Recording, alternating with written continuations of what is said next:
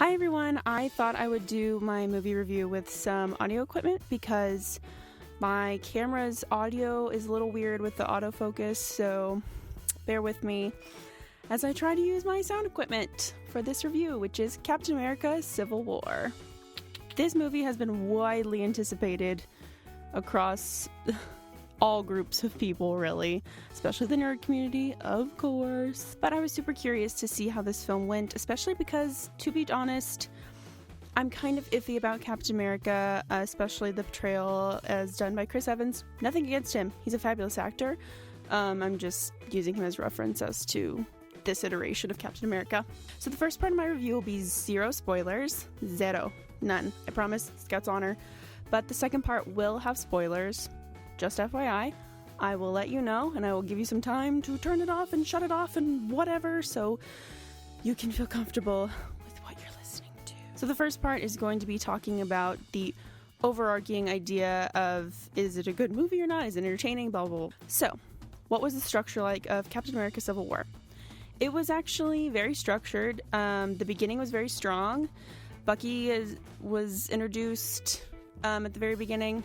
Won't say how, won't say why, but it was very, very strong. The middle was great. A lot of jam-packed things in, of course. It's a Marvel film. End was a little bit not my favorite. I'll just say that. It was a little bit too open-ended for me, and I would almost say it was weak, if I'm being fair. The characters were wonderful, and they were completely fleshed out, except for Ant-Man, which is okay, because in his film, he was very fleshed out, but I don't think that really was the point of this film. Now, there are three standout characters for me in this film. First one is Black Panther, played by Chadwick Boseman, and he is phenomenal. Second is Spider-Man, played by Tom Holland, and he is a delight. Third is The Vision, played by Paul Bettany, and I have always loved Paul Bettany. I love him as The Vision. I loved him as the voice of Jarvis. He is superb, and his character was amazing in this film. Way more fleshed out. He had an interesting dynamic with Scarlet Witch that was beautiful to watch and entertaining as well. This Spider-Man, portrayed by Tom Holland, was the best Spider-Man ever to have hit screen. Ooh, sorry, Toby. Ooh, sorry, Andrew. But it's true. He was absolutely adorable. He was an absolute joy. I can't talk more about him unless there's spoilers, but we'll talk about that later. Black Panther. Holy crap. This guy is incredible. I cannot wait for his new film. There's going to be so many African American actors. It's just going to be jam-packed full of them. It's going to be so good, so beautiful.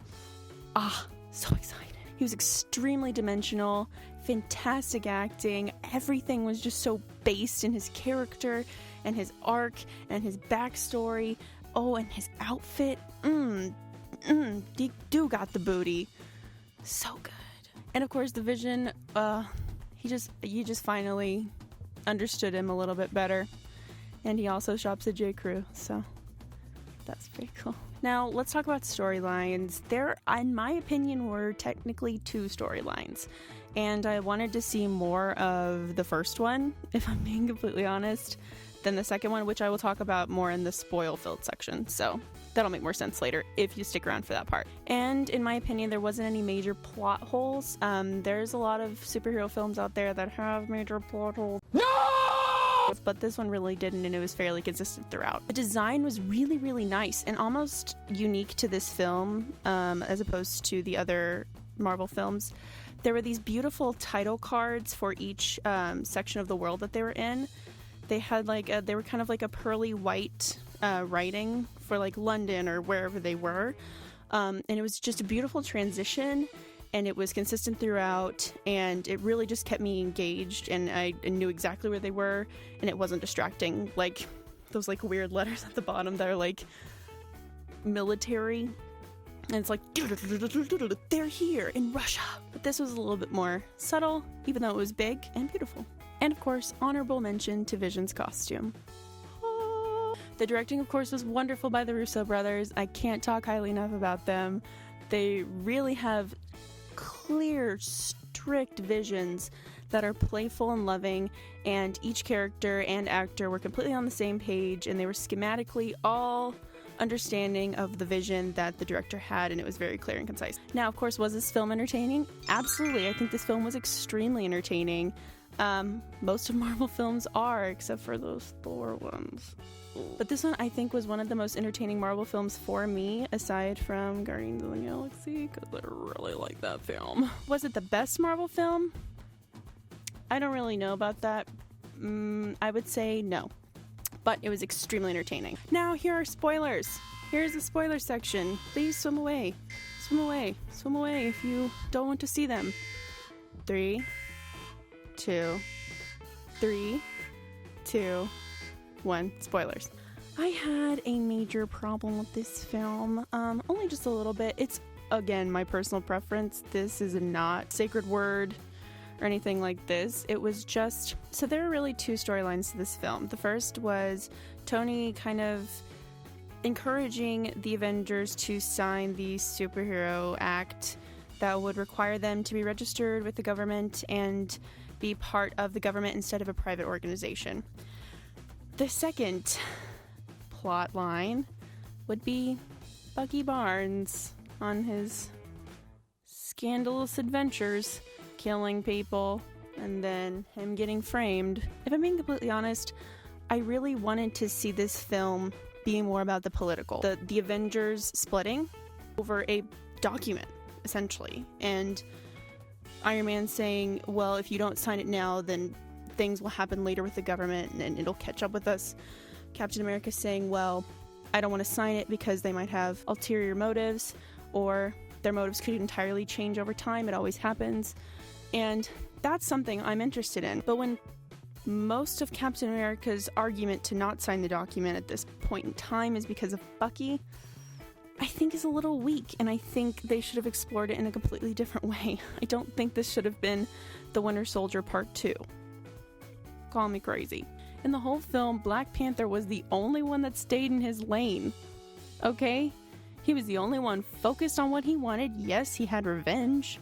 But then when he figured out Bucky wasn't the guy who killed his dad, he's like, okay, great. I'm not gonna kill him. I'm not even gonna kill the guy that actually did it.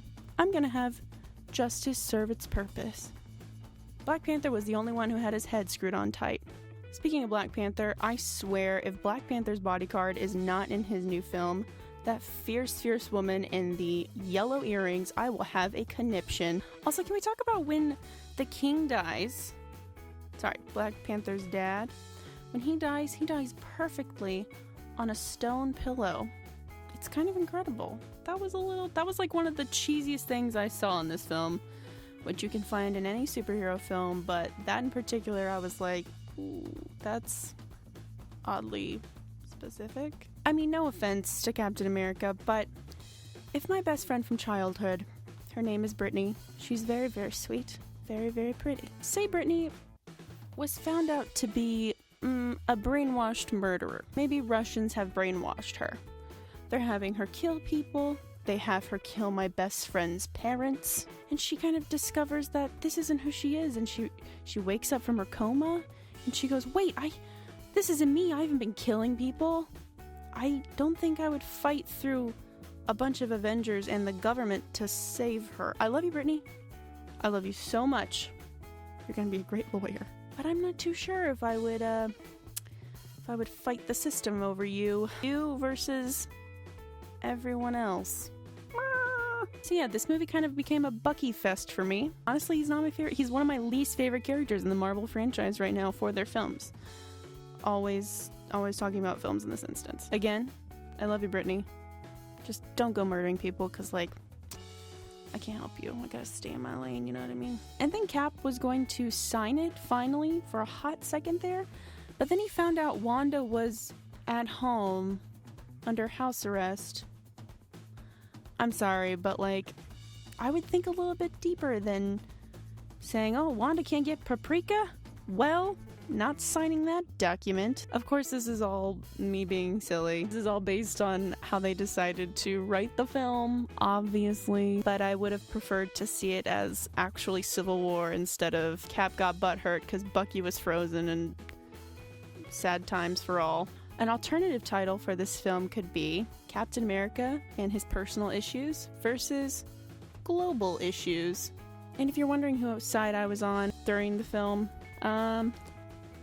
Hard to say, because I think if they focus more on the political aspect instead of Bucky Barnes over here, then there would have been equal arguments on each side. But I was just so frustrated that Captain America was blindsided by just Bucky and nothing else. Oh, and Wanda being under house arrest for a hot second. I was just like, okay, I'm just gonna side with Iron Man for a hot second because I'm tired of you, Cap. I'm tired of your shenanigans. You shenanigans. Also, an interesting thing is that after all of that trouble over Bucky, in the end, he gets frozen again.